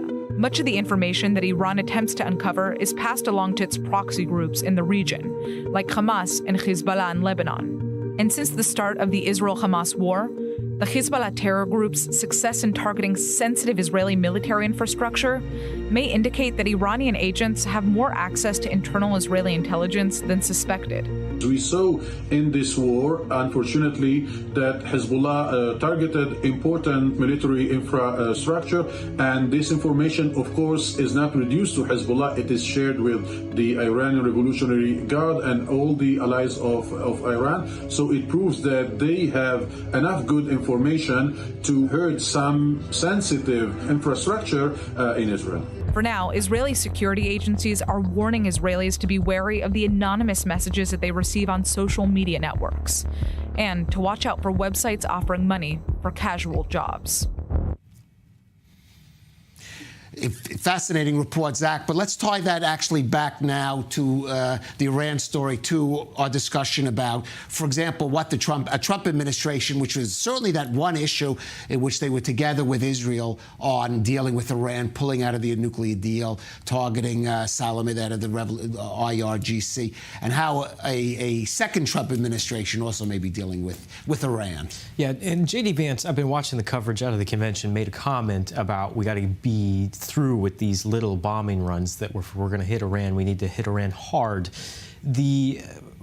Really, the thing that always gets me here, too, is that J.D. Vance has parroted Russian talking points about Ukraine and made statements and comments about not funding Ukraine or not being supportive of funding Ukraine, that's not a war that U.S. should have any interest in. I have spent now time in northern Israel, and I've seen more Shahed drones that are made by Iran in Ukraine than I have in northern Israel, and they are fired on the battlefields of Ukraine.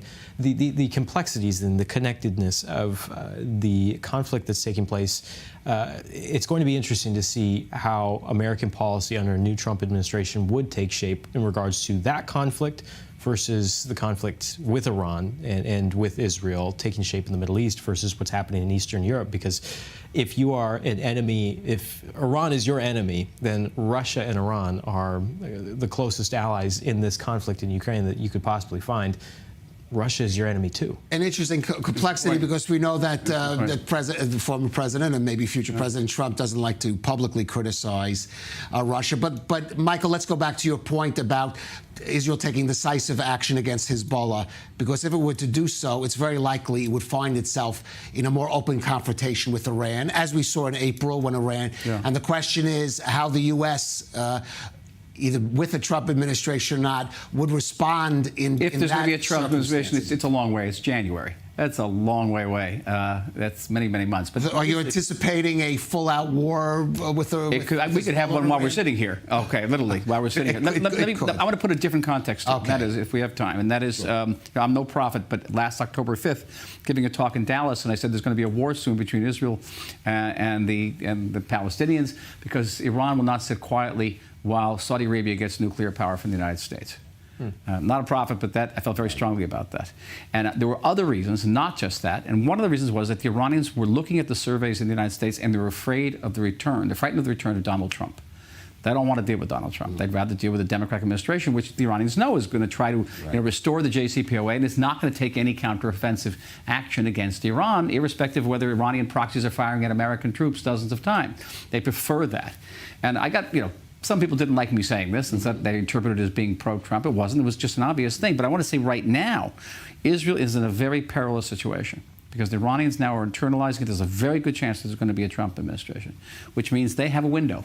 They have the window between now and January to do all sorts of things. Among them could be break out to create a nuclear weapon, because after Trump is in office, there's going to be a different calculus in Tehran. It could be that they may conclude that Hezbollah is going to have to take more, let's say, precipitous action against Israel at a time when this gentleman is in the White House and not that gentleman is in the White House. Very delicate situation Israel's in right now, between now and January. Well, I agree with you, and I would say the United States and much of the world is in a very delicate situation between now and November or January, and it's certainly going to be I would think a pretty key period in the history, not only of this region and of the U.S. and maybe of the world as well.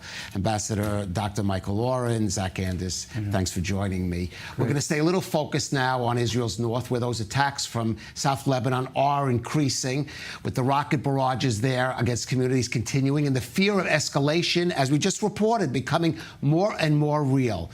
Now, in the shadow of the threats and the war that may break out in the region, the Israel Electric Company held an exercise simulating extreme scenarios and dealing with widespread damage to the infrastructure in the north. Now, is Israel really prepared for any eventuality in a wider war with Hezbollah? Ori Akesha takes a closer look in this report. I want to hear the report.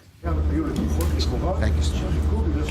With the chances of an all-out war on the northern border only increasing, the Israel Electric Company is preparing for the day when the missiles will fly over the power plants. The power plants are a strategic target, and Israeli officials are fearful they could be damaged if the worst-case scenario comes to pass. There's this phenomenon where the only thing officials do is frighten and panic the public. Against that, you have employees of the electric company who, since October 7th, are working to ensure that all these nightmare scenarios will not come to pass. In a 5-day exercise, the electric company prepared for all scenarios, such as damage to a central power plant, deactivation of high voltage lines, and repair work on infrastructure under fire. A summer exercise simulating an emergency situation, either of war or the collapse of the power grid for whatever reason. Someone comes with an electricity kit, builds it as quickly as possible. What we did here was build a power pylon. We brought a transformer, built a temporary station, the sort of thing people see throughout the country, and we connected it with the power grid as quickly as possible. They set up and dismantled substations, all to make sure that the electricity reaching the homes does not stop. In the last 9 months, 4 employees of the electric company were killed, repairing infrastructure on the northern border that was damaged in the war and restoring electricity to the residents of the area. Electric company employees are warriors of light. Sadly, since October the 7th, 4 of them have paid with their lives while repairing electricity outages, 3 in the south and 1 in the north. They need to be honoured and recognised. I look now at Israeli citizens. We are here to give the answer, to guarantee a flow of electricity in whatever scenario. Northern residents and the electric company hope none of the situations tested in the exercise will materialize, but they still intend to be as prepared as possible for every possible scenario. Well, let's take a look now at another simulation, emergency simulation, but a very different one. A group of teenagers from the U.S. put their life-saving skills to the test in a highly realistic mass casualty incident drill conducted by the Emergency Medical Services Organization, United Hatzalah. I stress the injuries that you're about to see are not real, but are intended to allow participants to put their training to use in a high-pressure situation. Nicole Tzedek went out to see the simulation and filed this report. AMP NCSY, listen up, attention all units, this is a drill. Initial reports indicate a mass shooting terror attack at the summer camp in the Ben Shemin forest. Responding to a simulated terror attack. That's what a group of 43 teenagers from the United States was tasked with during their summer training program with the United Hatzalah Rescue Organization. This particular program, the NCSY Hatzalah Rescue Program, they take a 2-week EMR course, intensive course, where they train every single day, all day. Learning how to respond to life or death situations. While the movie Magic Blood may seem over the top, the director of United Hatzalah's emergency department says especially after October 7th, it's critical to prepare for a situation like this. As we can see, almost every day we see terror attacks, we see a car accident. As much as people that knows the basic training and can help save lives, we save more lives in the world. What did you feel when you first came here and you saw the mass casualty incident? It was a lot. I think that, you really just had to stick with procedures to really be able to figure out what to do and when to do it. Otherwise, I'd be lost. The drill came as a surprise to the students, as a way to put their newfound knowledge to the test on all types of injuries. You want to check her airway first? We stopped the massive bleeding, right? So we're going to check her airway. Is she breathing? Yeah, okay, do you want to check how many breaths per minute? Hey, I need a timer. Time. I'm putting on oxygen at this time. She's semi-conscious, so we're putting on oxygen. Applying a tourniquet. She has severe hemorrhage to her right leg, gunshot wound, so I'm trying to stop the bleeding. All of them surprisingly calm and collected, given the high-intensity situation. There's a mass casualty, so you have to prioritize, and you have to get it done. So even though the emotions get to you, you have to get it done, you have to continue. Getting a feel for what United Hatzalah response teams go through daily. It really gives me mad respect for the people wearing the big suits that actually deal with this every day. It's crazy, all the stress and stuff. It's so easy to forget everything you learn, but you gotta really stick with it and get it in your brain. This drill was the culmination of their 60-hour-long EMR course. Now these teenagers will return to the United States with a set of life-saving skills. It's important because, as we saw in the past 9 months, we need in Israel and we need in the world as much of volunteers and as much of people and civilians that know basic CPR, basic rescue training. Training the next generation of lifesavers. Reporting in Ben Shemin Forest, Nicole Zedek for I-24 News. Well, I just say kol hakavod, or my hat is off to those U.S. teens for spending their summer vacations here in Israel, taking part in a program like that. Really.